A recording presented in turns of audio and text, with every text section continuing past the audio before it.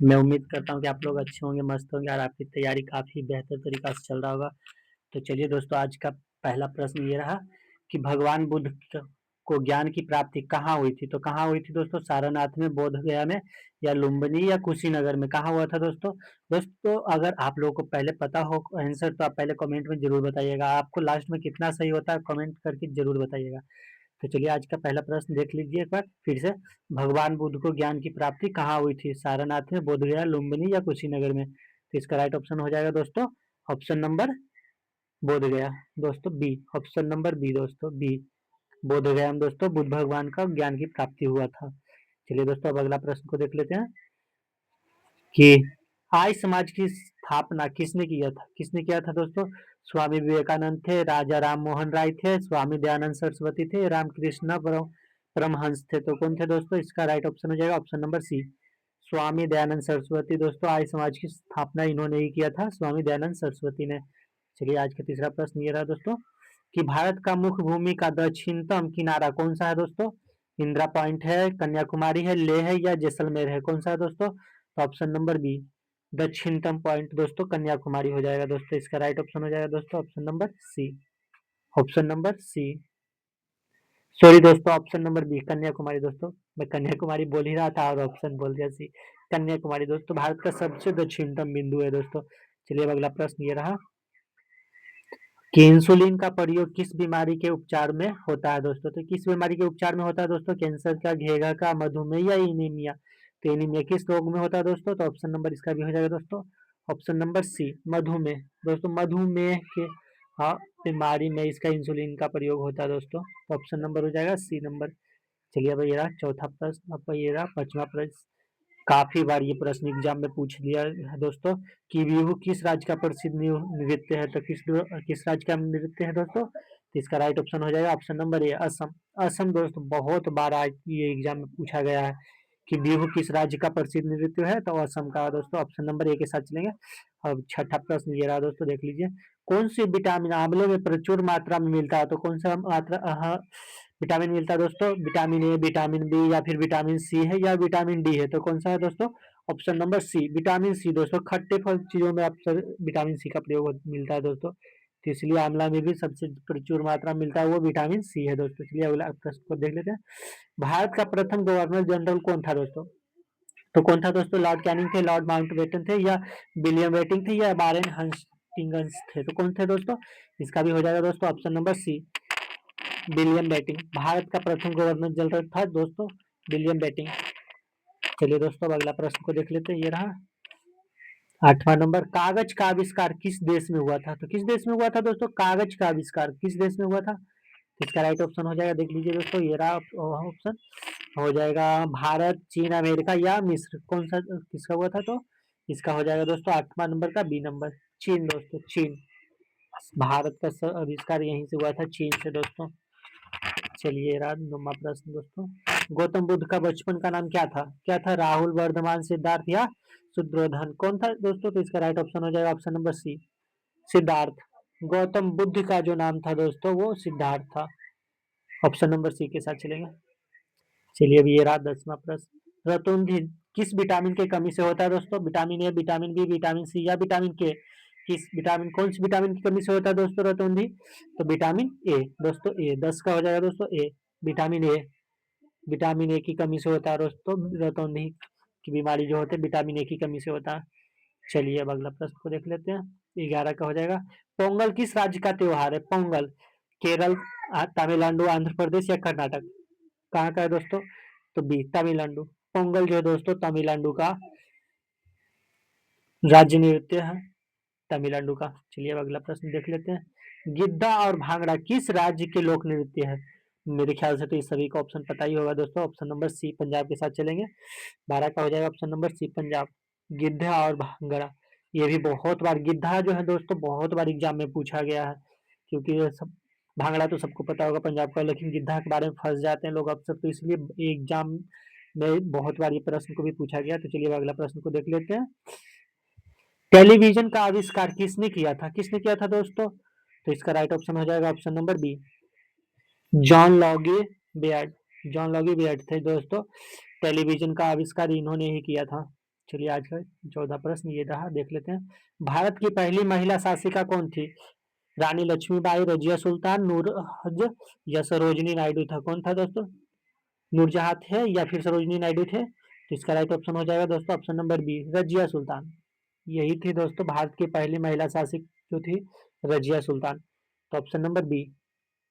और ये रहा आज का 15वां नंबर प्रश्न। मछली किसकी सहायता से सांस लेते हैं? दोस्तों ये भी एग्जाम में पूछो मत कितना बार पूछा। फेफड़ा, त्वचा, गलफड़ा या नाक? नाक बताओ दोस्तों क्या चीज से होता है? तो इसका राइट ऑप्शन हो जाएगा दोस्तों ऑप्शन नंबर सी, गल गिल्स दोस्तों, गिल्स।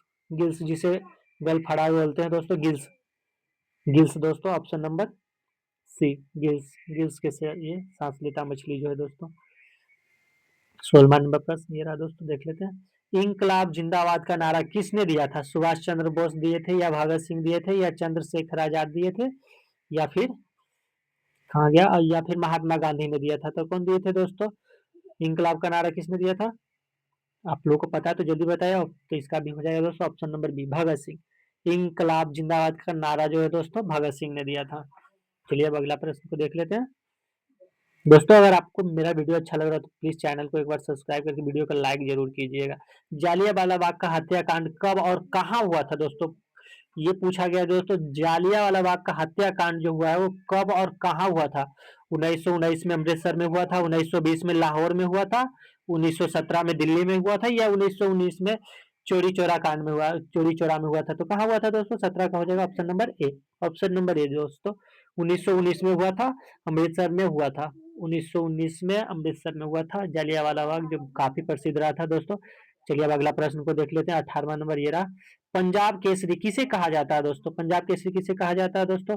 लाला लाजपत राय को, सरदार वल्लभ भाई पटेल को, भगत सिंह को या रंजीत सिंह को ये कहा जाता है? तो 18 का हो जाएगा दोस्तों option number A, Lala Lajpat Rai. Lala Lajpat Rai को ही दोस्तों पंजाब का केसरी कहा जाता है। पंजाब का केसरी लाला लाजपत राय को कहा जाता है। सैंडर्स की हत्या किसने की थी? किसने की थी दोस्तों?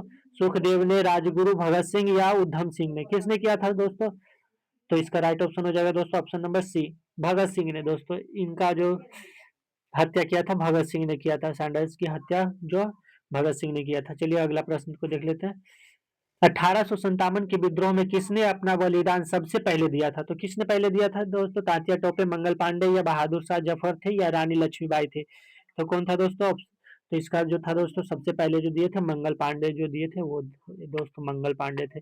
इन्होंने ही अपना सबसे पहला बलिदान दिया था, मंगल पांडे दोस्तों। ऑप्शन नंबर बी के साथ चलेंगे। अब अगला प्रश्न को देख लेते हैं एक बार दोस्तों। भारत की पहली महिला राज्यपाल कौन थी? सॉरी दोस्तों, भारत की पहली महिला राज्यपाल कौन थी दोस्तों? तो कौन थी? सुचेता कृपालनी थी, सरोजनी नायडू थी, आनंदीबाई जोशी थे या फिर प्रतिभा पाटिल थे दोस्तों? आनंदीबाई जोशी थे या फिर प्रतिभा पाटिल थे? तो कौन थे दोस्तों? Option number B. Option number B के साथ चलेंगे दोस्तों, सरोजनी नायडू। भारत की पहली महिला राज्यपाल कौन थी? तो सरोजनी नायडू थी। चलिए दोस्तों अब अगला प्रश्न 22वां नंबर ये रहा। माउंट एवरेस्ट पर 2 बार चढ़ने वाली पहली महिला कौन थी दोस्तों? संतोष यादव, बछेंद्री पाल, परमिता अग्रवाल या फिर अनुनीना सिन्हा? तो कौन थे दोस्तों? 22 का हो जाएगा ऑप्शन नंबर ए, 2 बार जिन्होंने चढ़ा था दोस्तों संतोष यादव थे। संतोष यादव 2 बार माउंट एवरेस्ट पर चढ़े थे। चलिए अगला प्रश्न को देख लेते हैं। ब्राह्मण समाज की स्थापना किसके द्वारा की गई थी?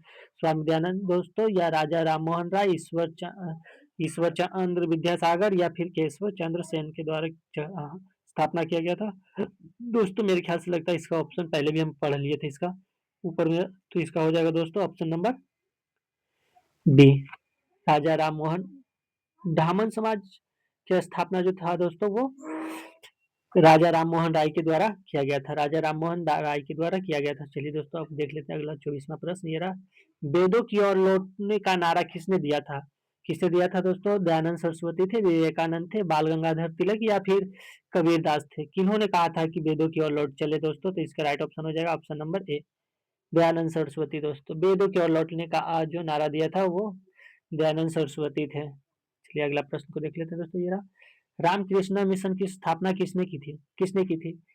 तो राजा राममोहन राय ने किया था, स्वामी विवेकानंद ने किया था, स्वामी दयानंद ने या ज्योतिबा फूले ने किया था? किसने किया था दोस्तों? तो इसका राइट ऑप्शन हो जाएगा option number B, Swami Vivekananda जो थे दोस्तों, वो उन्होंने ही किया था। चलिए अब अगला प्रश्न को देख लेते हैं। दोस्तों अगर आपको हमारा वीडियो अच्छा लग रहा है तो प्लीज़ वीडियो को एक बार लाइक करके दोस्तों में शेयर ज़रूर कीजिएगा। वास्को डी गामा भारत कब आया था? कब आया था? 1992 में आए 92 ईस्वी में आया था, 1498 में, या फिर 1500 ईस्वी, या फिर 1450 ईस्वी में आया था। तो 26 का हो जाएगा दोस्तों option number B. Option number B दोस्तों, 1498 में वास्को डी गामा भारत आया था, 1498 ईस्वी में। चलिए अब अगला प्रश्न को देख लेते हैं कि ये रहा, हवा महल कहाँ स्थित है? उदयपुर में, जयपुर में, जोधपुर में, या चित्तौड़गढ़ में है? तो कहाँ है दोस्तों हवा महल कहाँ स्थित है? तो इसका राइट ऑप्शन हो जाएगा option number B. Option number B दोस्तों, उदयपुर में, सॉरी दोस्तों जयपुर में, जयपुर में हवा महल जो है दोस्तों जयपुर में।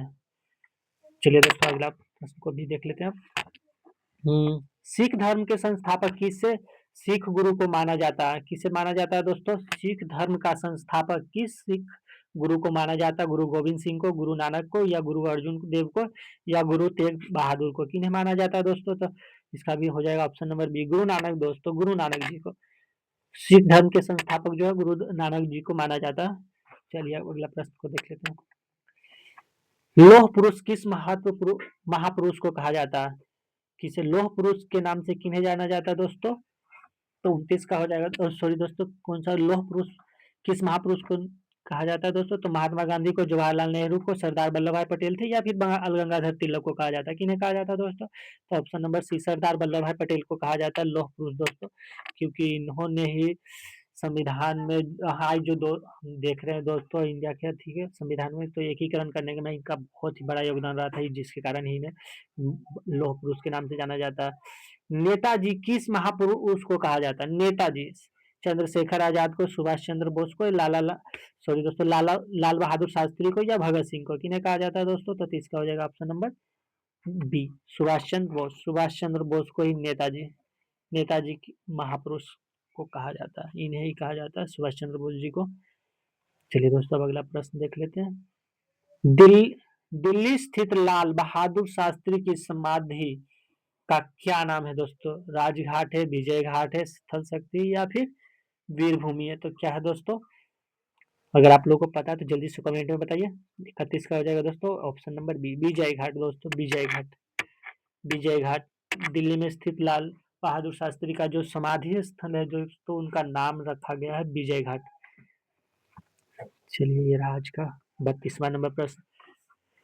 महाभारत के रचयिता कौन थे? महर्षि वाल्मीकि थे, महर्षि वेद व्यास थे, तुलसीदास थे, या फिर कालिदास थे? मेरे ख्याल से इसका भी ऑप्शन सबको पता ही होगा दोस्तों कि 32 का हो जाएगा बी, महर्षि देव व्यास थे दोस्तों, जिन्होंने महाभारत की रचयिता की थी। चलिए दोस्तों अगला प्रश्न को देख लेते हैं कि अर्थशास्त्र नामक पुस्तक किसने लिखी थी? अर्थशास्त्र नामक पुस्तक किसने लिखी थी दोस्तों? चाणक्य ने लिखी थी, चाणक्य ने, मेगास्थनीज ने, या फाहियान ने, या अरस्तु ने? किसने लिखा था अर्थशास्त्र का दोस्तों? 33 का हो जाएगा option number A, Chanakya. Kautilya भी जिन्हें कहते हैं दोस्तों, कौटिल्य के नाम से भी जाने जाते हैं वो। तो किन्हें जाना जाता है दोस्तों? कौटिल्य को। अर्थशास्त्र के लेखक यही है दोस्तों, चाणक्य कहिए या फिर कौटिल्य कहिए। चलिए आज का ये रहा अगला प्रश्न 34 नंबर दोस्तों, बस ज़्यादा ही प्रश्न 50 प्रश्न है दोस्तों, आप लोग अच्छे से करके जाइएगा। संविधान सभा के स्थायी अध्यक्ष किससे बनाया गया था? किसे बनाया गया? डॉक्टर बी आर अम्बेडकर को बनाया गया था, डॉक्टर राजेंद्र प्रसाद को, या सच्चिदानंद सिन्हा को, या के एम मुंशी को बनाया गया था? तो किसे बनाया गया था? संविधान सभा का स्थायी अध्यक्ष पूछ रहे हैं दोस्तों, स्थायी अध्यक्ष। तो इसका ऑप्शन हो जाएगा दोस्तों option number B, option number B हो जाएगा, 34 का बी हो जाएगा, डॉक्टर राजेंद्र प्रसाद को स्थायी अध्यक्ष। और अगर अस्थायी की बात की जाए दोस्तों तो किसने बनाया था? तो सच्चिदानंद सिन्हा को अस्थायी बनाया गया था दोस्तों, लेकिन यहाँ पर पूछा गया स्थायी, तो स्थायी अध्यक्ष जो डॉक्टर राजेंद्र प्रसाद थे। और अगर अस्थायी की बात की जाए तो सच्चिदानंद सिन्हा को बनाया गया था। पूछेगा तो छोड़िए दोस्तों, इतना ही अच्छी डिस्कस ज्यादा करेंगे तो टाइम बहुत लग जाएगा, इसलिए चलिए अगले प्रश्न को देख लेते हैं। सॉरी दोस्तों, विश्व रेकॉर्ड दिवस किस तारीख को मनाया जाता है दोस्तों? 5 मई को, 8 मई को, या फिर 11 मई को, या 21 जून को? तो 35 का हो जाएगा दोस्तों ऑप्शन नंबर बी, 8 मई को दोस्तों विश्व रिकॉर्ड दिवस मनाया जाता है। Option number B, option number B, विश्व रिकॉर्ड रेड क्रॉस दिवस जो दोस्तों रेड क्रॉस दिवस जो मनाया जाता है 8 मई को मनाया जाता है। चलिए अगला प्रश्न को देख लेते हैं। सूर्योदय का देश की, सॉरी दोस्तों ये रहा 36 का, सूर्योदय का देश के नाम से कौन सा देश प्रसिद्ध है दोस्तों? तो कौन सा दोस्तों? तो कौन सा हो जाएगा दोस्तों? सूर्योदय का देश के नाम से कौन सा देश को जाना जाता है दोस्तों? भारत, जापान या नॉर्वे या फिनलैंड? तो 36 का हो जाएगा दोस्तों ऑप्शन नंबर बी, जापान को दोस्तों, जापान को सूर्योदय का देश कहा जाता है दोस्तों। सूर्योदय का देश किसे कहा जाता है? तो जापान को। ऑप्शन नंबर बी के साथ चलेंगे। चलिए अब ये रहा आज का 37वां नंबर प्रश्न। अंतरराष्ट्रीय महिला दिवस किस तिथि को मनाया जाता है दोस्तों? 8 मार्च को, 10 मार्च को, 2 अक्टूबर को या फिर 14 नवंबर को? अंतरराष्ट्रीय महिला दिवस किस तिथि को मनाया जाता है दोस्तों? तो 37 का हो जाएगा, 37 का ए नंबर हो जाएगा दोस्तों, 8 मार्च। 8 मार्च को, 8 मार्च को महिला अंतरराष्ट्रीय महिला दिवस मनाया जाता है दोस्तों। तो ऑप्शन नंबर ए के साथ चलेंगे। चलिए रहा आज का 38वां नंबर प्रश्न। क्षेत्रफल की दृष्टि से भारत में सबसे छोटा राज्य कौन सा है दोस्तों? सिक्किम है, गोवा है, त्रिपुरा है या फिर नागालैंड है? कौन सा है दोस्तों? इसका राइट ऑप्शन हो जाएगा option number D, Goa. Bharat का सबसे छोटा राज्य जो है दोस्तों गोवा है। गोवा है, महाराष्ट्र में जो पता है दोस्तों, गोवा है। चलिए अगला प्रश्न को देख लेते हैं। ये रहा आज का 39 नंबर प्रश्न दोस्तों, ये रहा। तो दोस्तों ओणम, ओणम किस राज्य का प्रसिद्ध त्योहार है दोस्तों? तमिलनाडु के, केरल या कर्नाटक या उड़ीसा? कहाँ का है दोस्तों? तो ओणम जो है दोस्तों option number B, option number B Kerala. Kerala का दोस्तों ओणम जो है दोस्तों त्योहार है एक, जो कि है केरल का। ओणम त्योहार है जो दोस्तों केरल का है। चलिए अगला प्रश्न को देख लेते हैं। ये रहा दोस्तों कि दिल्ली भारत की राजधानी कब बनी थी? 1910 में, 1911 में, 1912 या 1947 में? कब बना था दोस्तों? तो 40 का हो जाएगा option number B, option number B दोस्तों 1911 में। दिल्ली भारत की राजधानी जो बनी थी दोस्तों 1911 में बनी थी। चलिए अब अगला प्रश्न को देख लेते हैं कि सबसे चमकीला ग्रह कौन सा है दोस्तों? बुध है, मंगल है, शुक्र है या बृहस्पति है? तो कौन सा है? दो हो जाएगा दोस्तों ऑप्शन नंबर सी, शुक्र। शुक्र दोस्तों, शुक्र सबसे चमकीला ग्रह, पृथ्वी का जुड़वा बहन भी बोला जाता है शायद। तो चलिए अब अगला प्रश्न को देख लेते हैं दोस्तों। अगर वीडियो अच्छा लग रहा है तो प्लीज एक बार लाइक जरूर कीजिएगा। अगर दोस्तों आप चैनल पे पहले बार हैं तो प्लीज एक बार चैनल को सब्सक्राइब जरूर कीजिएगा दोस्तों। हमें वीडियो बनाने में बहुत अच्छा लगता है दोस्तों, जब आप लोग हम देखते हैं व्यू अगर लाइक और सब्सक्राइब चैनल को होता है तो बहुत अच्छा लगता है। तो दोस्तों प्लीज एक बार अगर आप चैनल पर पहले बार हैं तो लाइक जरूर कीजिएगा वीडियो को और चैनल को सब्सक्राइब जरूर कीजिएगा। चलिए दोस्तों अगला प्रश्न को देख लेते हैं। भारत का राष्ट्रीय जलीय जीव कौन सा है?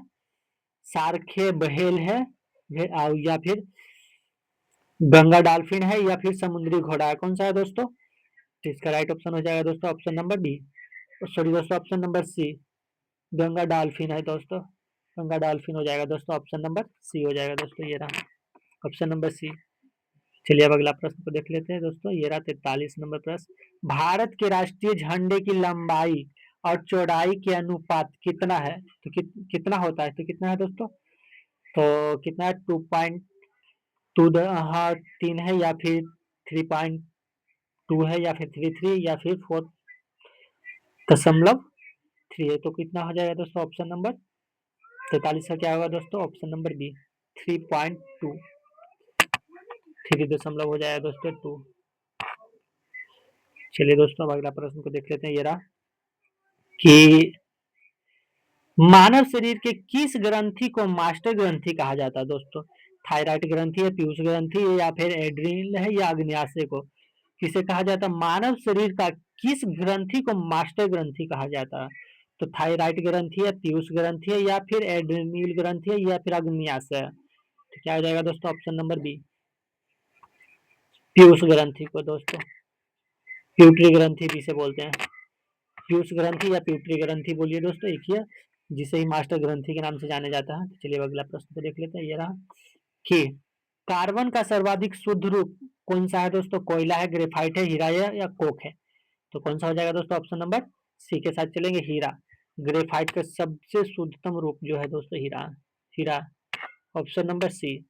चलिए अब अगला प्रश्न को देख लेते हैं। 46 नंबर ये रहा दोस्तों, बस कुछ ही प्रश्न है करके जाइएगा। एक्सरे का आविष्कार किसने किया था? किसने किया था दोस्तों?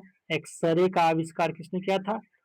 तो रोजन ने किया था। तो ऑप्शन नंबर बी के साथ चलेंगे दोस्तों, रोजन, रोजन। चलिए दोस्तों अब अगला प्रश्न को ये देख लेते हैं कि किस धातु का प्रयोग मानव द्वारा सबसे पहले किया गया था? तो किसके कौन सा है दोस्तों? लोहा, कांसा, तांबा या सोना? तो 47 का हो जाएगा दोस्तों ऑप्शन नंबर सी, तांबा। तांबा का दोस्तों, तांबा से जिसे ताम्र पाषाण काल भी कहते हैं दोस्तों, सबसे पहले प्रयोग किया गया था तो तांबा का दोस्तों अब ये रहा दोस्तों, बस सेकेंड लास्ट हो जाएगा, 48 नंबर है, इसके बाद 85 क्वेश्चन है दोस्तों कि अंतरिक्ष यात्री को बाह्य आकाश कैसा दिखाई देता है? अंतरिक्ष यात्री को बाहर आकाश का कैसा दिखाई देता है दोस्तों? दोस्तों जब अंतरिक्ष में कोई आदमी फ्लाइट में जाता है तो उसे बाहर का जो अथी आकाश है उसको कैसा दिखाई पड़ता है? नीला पड़ता है, सफेद या काला या फिर लाल पड़ता है? तो 48 का हो जाएगा दोस्तों ऑप्शन नंबर सी, काला। सॉरी दोस्तों, इसका जो जो है उस हाँ 48 का दोस्तों हो जाएगा ऑप्शन नंबर, इसका ऑप्शन नंबर सी नहीं होगा दोस्तों, मेरे ख्याल से ऑप्शन नंबर देख लेते हैं दोस्तों, एक मिनट। तो कैसा दिखाई देता है दोस्तों? नीला, सफेद, काला और या फिर लाल दिखाई देता है दोस्तों। तो इसका राइट ऑप्शन हो जाएगा दोस्तों ऑप्शन नंबर सी, काला दोस्तों। ऑप्शन नंबर सी, काला। काला या अंधकार टाइप का दिखाई देता है दोस्तों अंतरिक्ष यात्री को, बाहर देखने पर आकाश काला दिखाई देता है दोस्तों। तो ऑप्शन नंबर सी के साथ चलेंगे। चलिए रहा दोस्तों, हाँ 49 नंबर, दूरबीन का आविष्कार किसने किया था? गैलीलियो ने किया था, गुल्टेनबर्ग ने किया था, एडिसन ने किया था या ग्राहमन बेल ने किया था? तो किसने किया था दोस्तों? तो 49 का हो जाएगा ऑप्शन नंबर ए, गैलीलियो ने किया था दोस्तों दूरबीन का आविष्कार।